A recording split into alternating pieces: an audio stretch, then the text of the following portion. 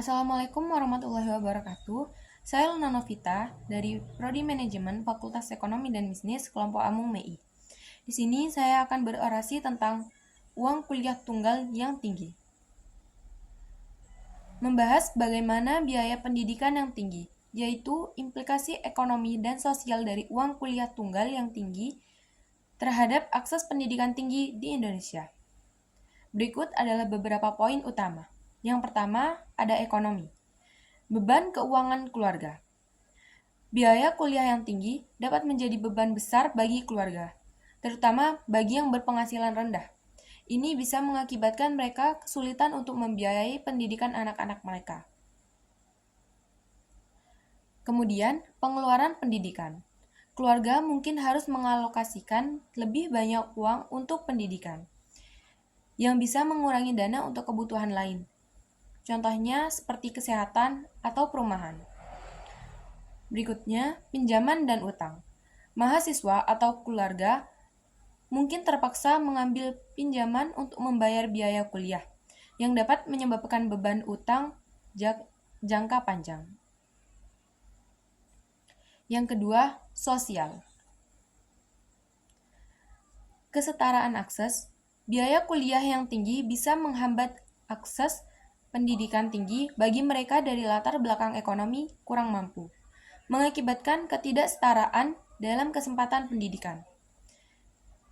Kemudian, kesempatan kerja. Mahasiswa yang berasal dari keluarga dengan sumber daya terbatas mungkin memiliki kesempatan kerja yang lebih sedikit atau sulit bersaing dalam pasar kerja. Pendidikan dan mobilitas sosial. Pendidikan tinggi seringkali menjadi kunci untuk meningkatkan mobilitas sosial.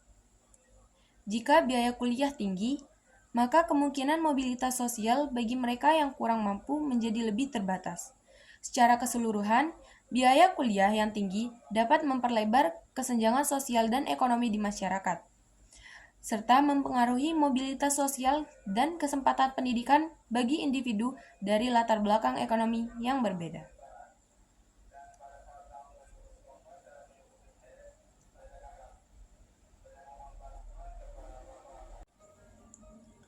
UKT yang tinggi dapat memiliki beberapa implikasi, baik bagi mahasiswa maupun perguruan tinggi.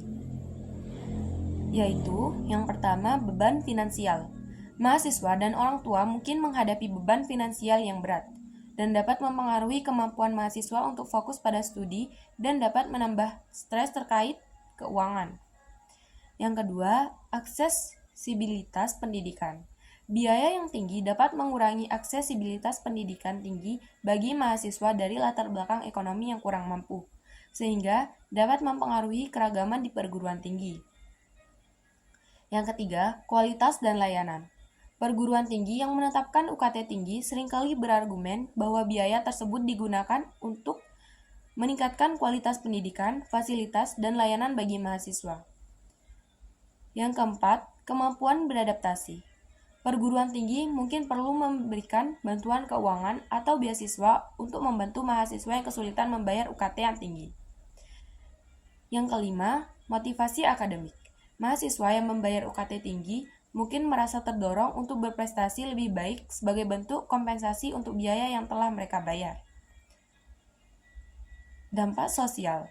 Biaya yang tinggi dapat menyebabkan kesenjangan sosial di antara mahasiswa, dengan beberapa mampu membayar tanpa masalah, sementara yang lain mungkin menghadapi kesulitan. Cukup sekian dari saya, kurang lebihnya mohon maaf apabila ada salah kata. Terima kasih. Assalamualaikum.